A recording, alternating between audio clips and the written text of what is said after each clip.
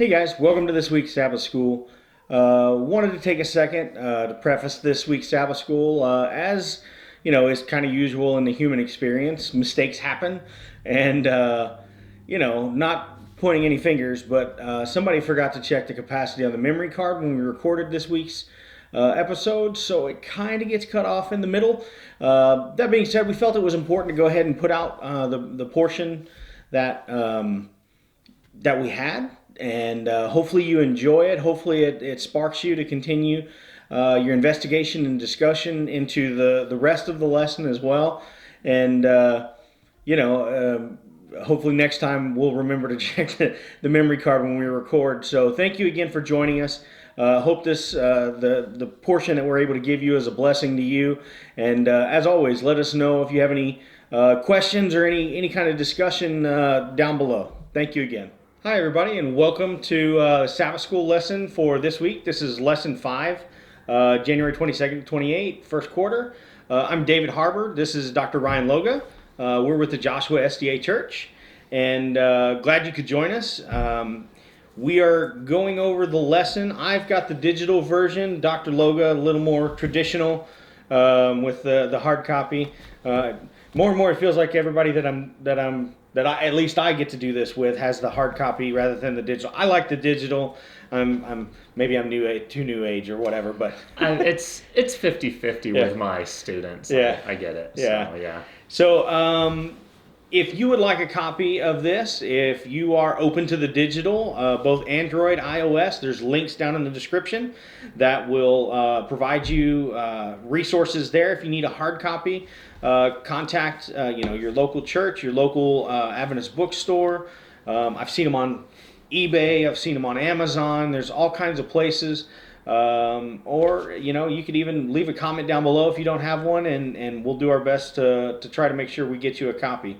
So that being said, again, thank you for joining us, and we're excited to be here in the Sabbath morning, and let's get started. So Dr. Loga, can you start us off with a word of prayer? Yes, thank you. Dear Heavenly Father, thank you so much for the wonderful gifts that you give us each and every day. In particular, thank you so much for the Sabbath rest that you give us each and every week. And please be with us during this discussion. Help us to gain new insights about that Sabbath rest and just rest in general, the rest that you give us. Thank you for everything you do for us each and every day. In thy name, amen. Amen. All right. So pretty sure you did this on purpose, but Yes. That was perfect transitional prayer to this week's lesson. Jesus, the giver of rest. Yes. Right. So I've talked about it before on some of the other ones that I've done. Last quarter was talks on Deuteronomy. I felt like that one was really heavy for A little bit, but the previous quarter was all talking about the Sabbath and rest, and that's my speed, so it was great for me. This is perfect. This is perfect. I was happy about We're taking it back. We're going back old school. So, real quick, the memory text for this week, Hebrews 4:9. Mm-hmm. This is New King James Version. There remains, therefore, a rest for the people of God. Now, And that's Hebrews 4:9, right? Yeah, I think that's what I said. I must have missed it. That's all right. The cool thing about this, and just talking about the whole series for the week, mm-hmm. before we get diving to definition of rest. Mm-hmm. I literally was more like, hey, take a nap, take a rest in my mind, right? Okay, take a rest, keep the Sabbath, the whole deal. This week opened my eyes to a different kind of interpretation and view of that. So I really enjoyed that. But we'll start with Sabbath afternoons. Sabbath afternoon, the lesson. So it talks about a focus of Jesus as the ruler and liberator, and then in Hebrews, right, talking mm-hmm. about him as the ruler, liberator, and then. And that's what we've been doing, right? Right. That's more of what we've focused on in the past. Yeah, right. Yeah. And now we're talking about, and this week is all about Jesus as the one who will provide us rest. And again, this kind of goes to perspective or definition, if you will, of mm-hmm. rest. I found it really interesting for us to really kind of get into what this rest means.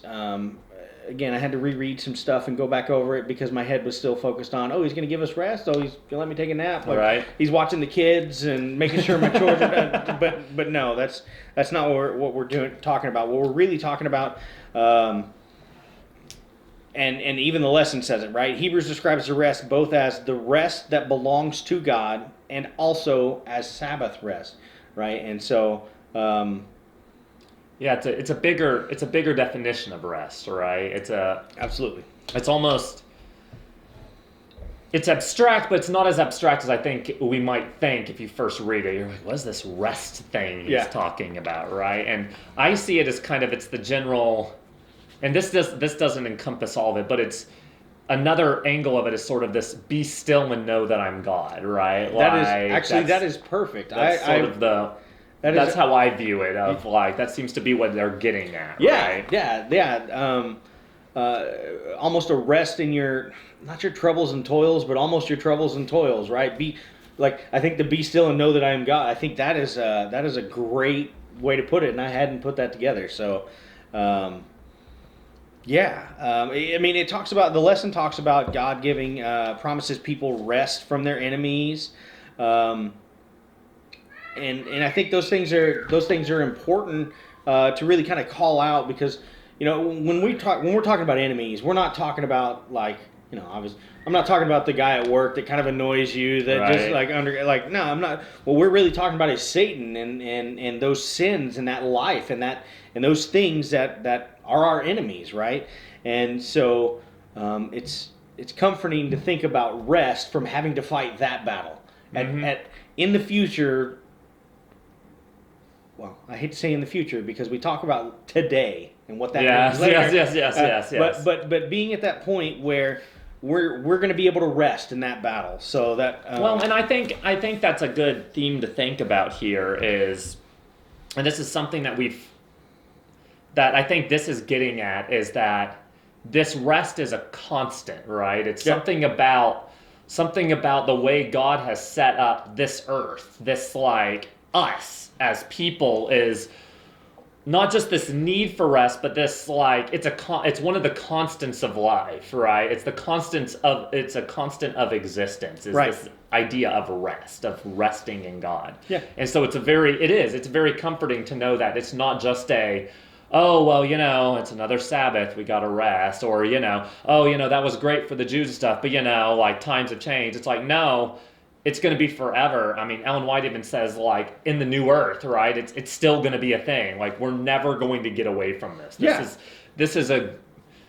It's a constant, right? And that's not. There's something to that, right? That's kind of it. That can be comforting, right? Absolutely, and it should be comforting. It's not that it can be; it's that it should be. Kind of one of the things it mentions in here is that our current kind of Sabbath rest, right? The time we get to. Should actually, they call it a foretaste, right? But is a foretaste of that rest that's in the future, that is to come. That this should be, and I've talked about my struggles before, where sometimes it is very hard to just rest, to just take my natural inclination in those moments is, no, I should be doing so. I need to go do this, or I need to go, and so to stop and take that rest, and we should be.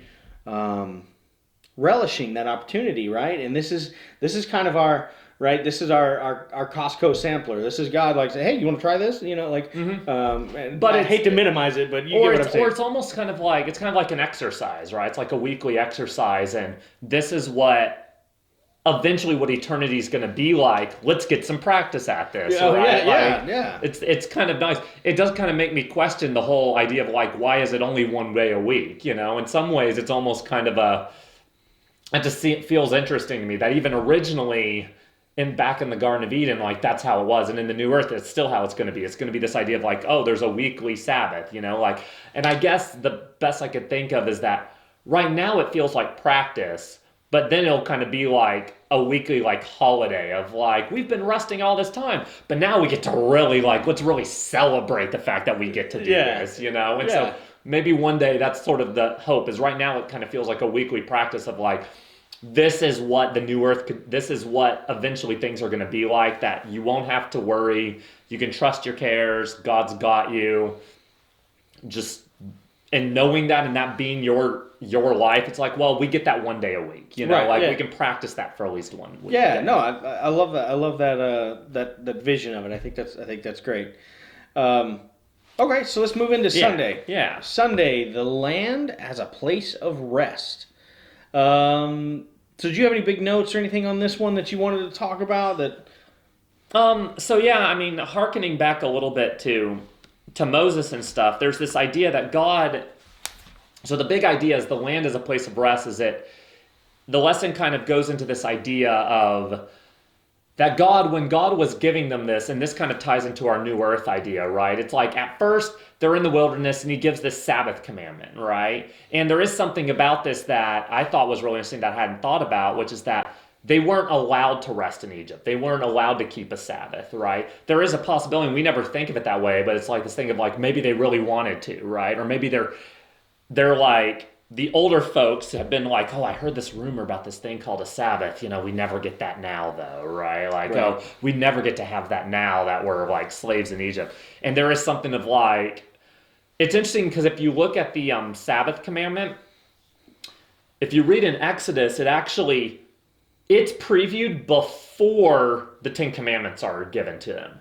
That's one of the reasons it uses the phrase remember, is it's this thing of like, you already know about the Sabbath. They had already been given the manna, and so they've been told all of this stuff. Like, the Sabbath has already been introduced to them. It's not like it's a brand new thing. It's like, Right. oh, and by the way, there's this thing that used to happen. I don't know if you've heard of it, but there's this thing called Sabbath, Yeah. right? But it's very interesting because there was sort of this thing of like, and that's the goal, right? Is talking about all the stuff we did with we talked about before of the new earth. They were being led into this land because this was going to be their rest. They would finally be able to rest in God and like.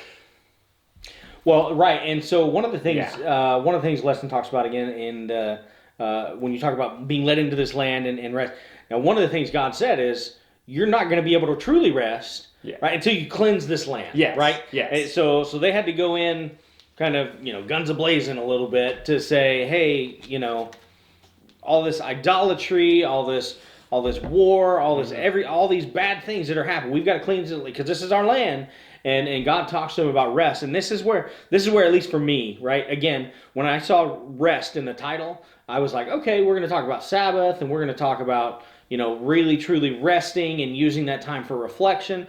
And this is where it started for me to really click that, okay, we're not talking about that kind of rest. We are talking about the true rest of I've got no worries. I've got no because I'm God is here. He's protecting me. He's taking care of me. I'm not, what is it? Maslow's hierarchy of needs, Yeah. right? And one of those is safety, right? And so it's like, hey, I've run out all the idolaters. I've run out all the aggressors. I've run out all of those people. Man, I'm saying now I can rest in God that truly way. So this was where it started to click for me. Okay, we're talking about a little different kind of rest. Like, And there's a lot there, right? What you just said, there's a lot of stuff there, right? yeah. I want to put it sort of, because of Tuesday's lesson, I want to like put a pin in that for a moment. Yep. But one of the things I really liked about this.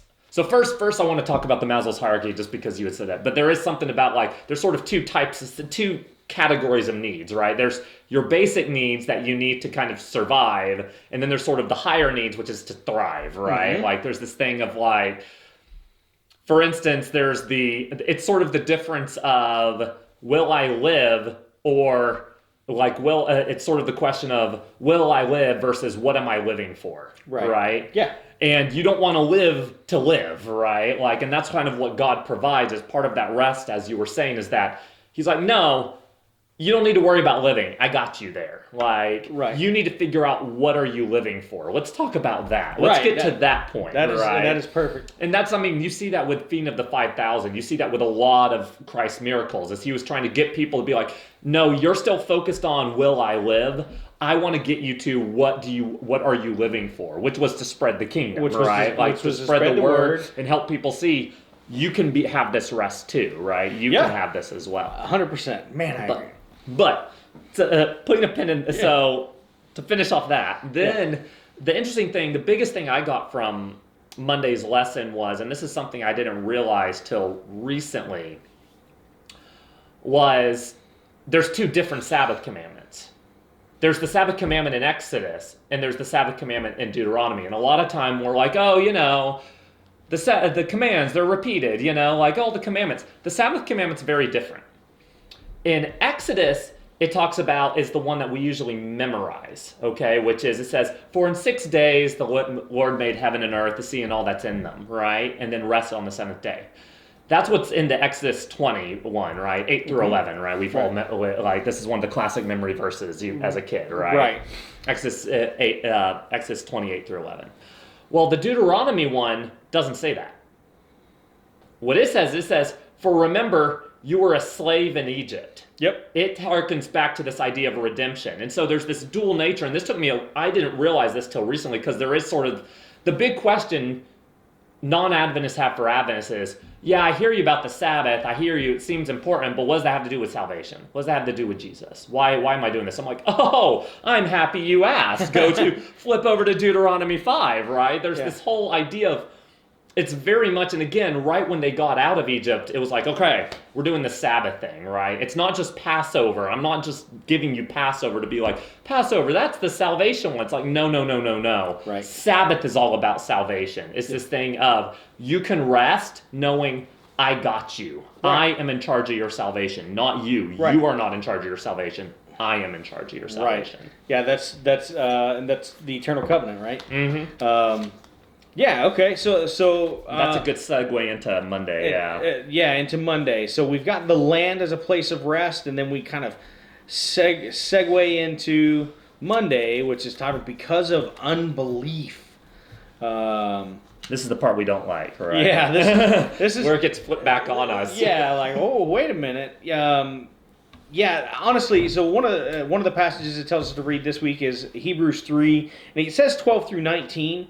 I felt like this entire series was like every time every verse I read, like there's another important thing. So if you don't mind, I want to go through this really quick, right? Okay. So it says, so Hebrews 3 verse 12 says, "Be careful then, dear brothers and sisters, make sure that your own hearts are not evil and unbelieving, turning you away from the living God." I was like, well, yeah, that seems obvious, but man, like that's a great way. Like, okay. I need to make sure that I'm doing what I need to be doing and taking care of my own, right?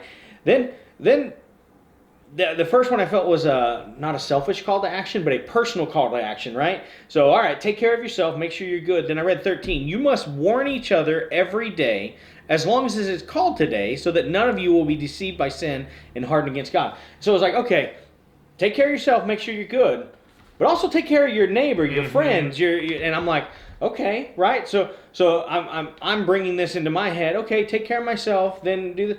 Well, I need to be taking care of my church. I need to be taking care of my coworkers. I need to be taking care of my neighbors. I need to be taking care, like all of those things. For we are faithful to the end, trusting God. This is 14. Just as firmly as when we first believed, we will share in all that belongs to Christ. Right? Okay. So if we continue to do the things.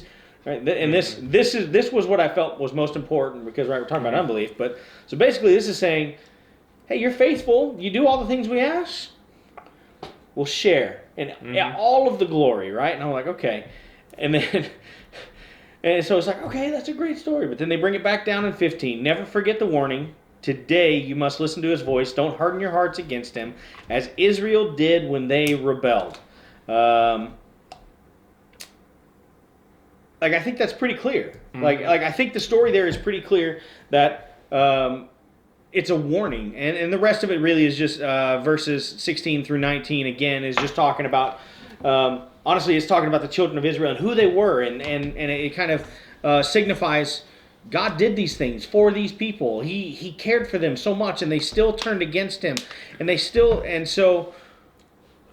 So, it even goes into say, in whom was God speaking when he vowed they would never enter his place of rest, right? And this is where it's talking about the place of rest, a physical place, the land, versus his place of rest, the spiritual rest, your self rest. Anyway, when I was reading those, in my head I was breaking them down one by one. Like, okay, what are we doing here? Take care of yourself, take care of each other, and so anyway, so that was what really stuck out to me about it. It's it's kind of when I hear that more and more. So the key phrases there, I think a lot of times, and this is one of those, it's one of those old habits die hard, right? Like you stay in church long enough and you start hearing, you start to realize God doesn't change, right? And so you can't separate Old Testament God from New Testament God, right? And so there's also this thing of, it's easy with Old Testament God to be like, oh, that God, he was so mean, and it almost seems like you can fall into that danger with Hebrews, right? Because it was written to the Jews, right? And so it's very easy to be like, oh, well, Old Testament, it's mean Old Testament God. He's got to be strict. He's got to get that good discipline, right? I think that's the big one we think is that the New Testament God is more of a mother, right? The Old Testament God is like the strict father, right? The grizzled old, yeah. Like I gotta use some corporal punishment, otherwise we're not gonna have this isn't gonna work, right? It's like you need to be taught a lesson. But I don't think that's what it's saying there. It's saying why did they not enter the rest? It's not because he's like, well, I got to teach you a lesson, so I won't let you rest now, right? I'm going to let you fret and everything. Notice that you can't force rest, right? You can't force someone to rest. Like, I'm going to force you to rest. It's like, okay, good luck with that. Like, well, you've got a toddler, so you'll see. You take a nap now. But on another thing, like even if you put someone in a thing like I'm going to take away I'm going to take away everything you could possibly do, everything you can mess with. It's like, no, you can still, we've all had those moments where it's like we create the whole perfect sleep environment and then we're just sitting there with our thoughts. You can't take away the thoughts, right? You can't do that. You can't force the rest, right? Yeah. And so what sort of happened here, and this was the big takeaway I saw, was that the issue with the children of Israel was that they had this issue of unfaithfulness, right? They weren't, and by unfaithful, repetitive. It's sort of unbelieving, right? Right. Even though they've been given all these things, like I was joking, which blows my mind, right? But continue. Yeah, sorry. But I was telling my wife this week as I was reading this, I said it is really sad when it's because you think it's like, oh yeah, look at the Egyptians, look at all those bad things that happened to them. Yeah, God, he's amazing, and oh man, yeah, we're free from Egypt. Oh yeah, God's amazing. Oh man, remember when we walked through the Red Sea? That was crazy. Remember this food that we keep getting day by day just miraculously appears? This is so cool. And it's like, and then you remember that rock that water came out, and then later more water came out of a different rock. It just keeps happening and happening, and then suddenly it's like, oh man, remember how crazy God, all that stuff that happened? Yeah, we really transgressed at Sinai, but man, God let us live still. How crazy is that? And then it becomes the spies came back in. God promised us this land, but there's scary people in there. Yeah. And I don't know. They have cities with walls, right? It's like, I can see God just being like, are you kidding me? This lesson. What are we on, Monday? Yeah, Monday. Does talk about them. They've been delivered from Egypt. They've been out there for 40 years, right? Not even 40 years. This is before the this is before the 40 years. This is why they ended up having to have the 40 years, right? It's because they didn't want to go in. So they're at the border, right? Looking out, and they send in spies, and their spies go in and come back, and they say, "Oh my gosh, they got big cities and walls and it was." They say, I'm pretty sure I saw a giant somewhere, right? I'm pretty sure I saw a giant. Yeah, but they said they brought the people of Israel a bad report of the land. And, my first thought was wow, understatement of the year, right? It's just, it's kind of whatever. It's whatever. A bad report. No, this was more not destitute, but a very much more overwhelmed. I feel like it was very much more overwhelmed. Oh my gosh, this. It's just we're not going to be able to do it. We're not. Like, how could we ever even think about it? And then, like I said, when I hear that and think of that, all I really think in my head is like, man, these are the same people that God provided miracle after miracle after miracle after miracle. And how could you not believe? Like, what? Like, how could you not believe? I say that as, in my own life, I've had miracle after miracle after miracle. And it's... and then I'm like, all right, so stop judging, pot or kettle, who am I, right? In all fairness, you have goals for your life, right? You have all these dreams and stuff, but how many times do you tell you, well, that's too great a cost. I could never do that, right? That's too great a cost. I could never do it. And God's like, But yeah, and look at all these things I've already done. Like, your faith's going to go away now. How many times do I absolutely know that God's hand was in something that I've done, and yet I still have doubt, I still have fear, I still have unbelief that I could accomplish that, and really it's not me accomplishing that, but like that thing could happen in my life. And you're right, God's sitting there like faith of a mustard seed, right? Like that's and then here I am also reading these stories like, goodness, guys, you guys walked through an ocean, like, and like you got fish swimming on either side of you, and you walk through, and how can you not believe it? And I'm like, well, he kind of does the same thing for all of us in various ways. It's about recognizing that. But anyway, I digress. That's okay. We get here. So Tuesday, I think, right? Yep, Time for Tuesday. This is the today thing, right? And this is, I feel like this, at least for me, this was part of the heart of it. Like, this is the real heart of this, is this idea of, and I'd never thought about this, but Moses, when he talked, Josh, when he talked, you see this throughout, this idea of today, right? Today, do this thing. And the word usage, they go a bit into the Greek and stuff, but they say the word usage is very much like it's timeless, right? It's like a timeless version of today, which sounds... that's weird to think about, right? Because we always think of today being right now in this moment. Yeah, but that's sort of what they're saying. But they're like, right now in this moment, to whoever's reading this and whoever's looking at this right now, right? It's the timeless today. It's whenever today might be. It's a living today, if you will, right? So what's funny is you mentioned the Greek, right? They go into them and they said the two words, and I was like, all right, I'm going to try to pronounce those words, and then I was like, no, I'm not, because I'm going to butcher them, and Dr. Logan knows the Greek, and so he's... So if you want to know it, it's katalepo and apalepo. Dang it, I would have been perfect. I know. I was like... Greek's much better than Hebrew. Hebrew's the one that gets me usually, okay. So it's a little bit... there's some weird gutturals and stuff in there. So... and stuff, so... Yeah. So part of the reason we're talking about today, if you will, and we focused on that word, and Tuesday's lessons really focused on that, is, it emphasizes the promise that entering God's rest still stands, right? In a sense, the children of Israel weren't able to fully claim, right, that promise. And we obviously at this point in our lives haven't been able to fully claim that promise. But yet it still stands. It's not a I've made this compromise or promise or whatever you want to call it with my kids, right? If you do this right now, then hey, we can do this thing later, right? Eat all your dinner right now, and we can have ice cream later, or I'll take you to the park tomorrow, or whatever, right? We've all done something similar, but I've also been very staunch about. But if you don't do it right now, then it's off the table. So if we save your lunch and you eat it later today, it doesn't matter. It's off the table. God's not like that. God said, here's the promise I'm making you. And again, right, it is a living today, right?